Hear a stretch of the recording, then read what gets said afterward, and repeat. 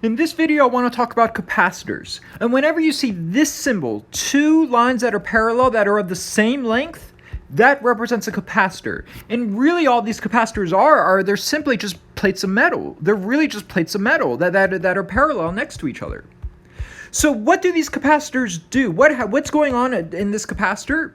Well, remember what's going on with these batteries, and we know this symbol where we have two lines where one line's larger than the other, this represents a battery. And again, what do these batteries do? Well, we know they have spontaneous reactions that make one lead high in electric potential, so high in positiveness, and it makes another lead low in electric potential, low in positiveness and more on the negative side.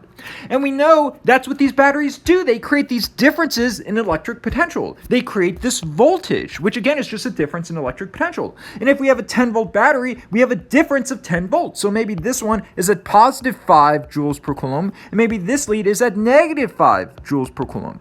So therefore, we have this difference in electric potential of 10 volts. So now what's going to happen once this battery creates this difference in electric potential? Well, we know this capacitor was originally neutral. So this lead was at 0 joules per coulomb, and this lead was also at 0 joules per coulomb. They're neutral. So now that this battery has created this difference in electric potential, what's going to happen? Well, we know the electrons in this part of the capacitor is going to be attracted towards this region of higher electric potential, regions of higher positiveness, which we know means it's higher in electric potential. So therefore, these negatively charged electrons are going to start flowing towards regions of higher electric potential. We know this is energetically favorable, and we learned about this in previous videos.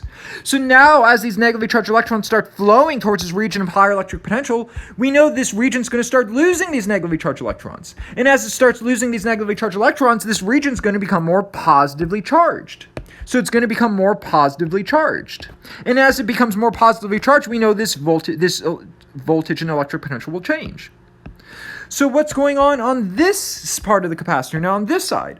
Well, again, we know electrons like to go to regions of more positive electric potential. Negatively charged electrons want to go to regions of higher electric potential.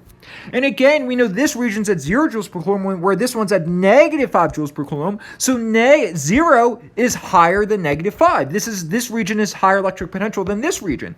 So again, we know negatively charged electrons like to flow towards regions of higher electric potential.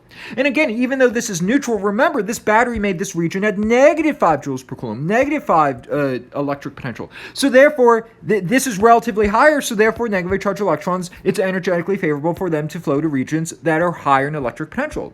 So now that these negatively charged electrons start flowing towards this region, what's going to happen? Well, we know this region is going to become more negatively charged. It's going to become more negatively charged because, again, those negatively charged electrons start flowing here. And again, so that's what's going on. This capacitor is essentially storing charge. That's what's going on in this capacitor. It's storing charge. And again, as this charge builds up, we're also going to create a difference in voltage.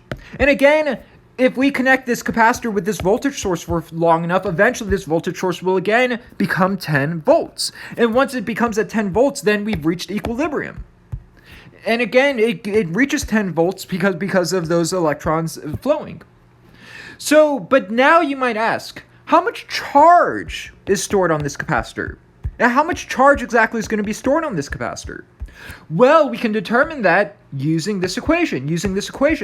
The voltage across a capacitor multiplied by the capacitance of the capacitor equals the charge stored on the capacitor. And again, really at the end of the day, we could see if we have a given voltage source, then we can see the higher the capacitance of a capacitor, the higher the amount of charge stored on the capacitor. And that's a theme you should be familiar with. The higher the capacitance of the capacitor, the more charge the capacitor could store for a given voltage source. So what do I mean? So let's do an example. Let's say we have these two capacitors, and let's say this capacitor has a capacitance of 10 farads. So pretty high capacitance. And let's say this capacitor has a lower capacitance of maybe 1 farad. And we can see that the larger the capacitance, the larger the capacitor, the higher the capacitance it stores. And again, we'll talk about that more in detail later. But again, so the capacitance of a capacitor is set in stone. If we have a 10 farad capacitor, then it's a 10 farad capacitor, and that's not changing. It's not like we increase the charge and then we increase the capacitance. That's not how it works. The capacitance is due to the 3D physical properties and geometry of the capacitor. It's due to the size of the capacitor and the distance between the capacitors. So therefore, if we have a 10 farad capacitor, that's constant, that's not changing. So now we have a 10 farad capacitor and a 1 farad capacitor, and they're both connected to these 10 volt sources. Which capacitor is going to store more charge? Well, again, we can see based on this equation, we see for a given voltage source, the higher the capacitance, the more charge stored. And the lower the capacitance, the less charge stored. So it makes sense that this capacitor will store more charge. And now we can plug in some numbers to prove that. We see the voltage difference is 10 volts. So this capacitor has a difference of 10 volts. The capacitance is 10 farads. And again, so if we saw this, we would get 100 coulombs. So this capacitor would store 100 coulombs. 100 coulombs. But something important to realize is this 100 coulombs is 100 coulomb store on this capacitor and 100 coulomb store on this capacitor. We said this capacitor will store positive charge. So this will store a positive 100 coulombs worth of charge, while this capacitor will store negative 100 coulombs worth of charge. This Q tells us how much charge is stored on one of the capacitors. And again, we could also do that for this circuit. We know the voltage difference is 10 volts. We explained why that's true. So the voltage difference is 10 volts. We see the capacitance is 1 farad.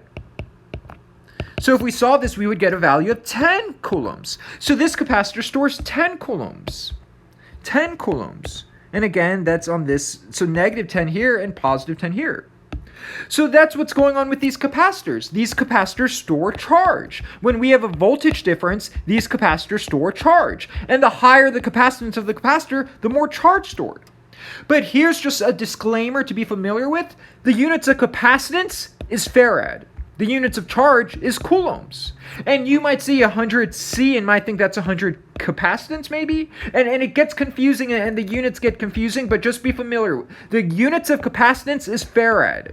The units of charge is coulombs. And when using this equation, this is for capacitance and this is for charge. This isn't for charge. This is for capacitance. So again, I know it gets confusing, but that's what's going on.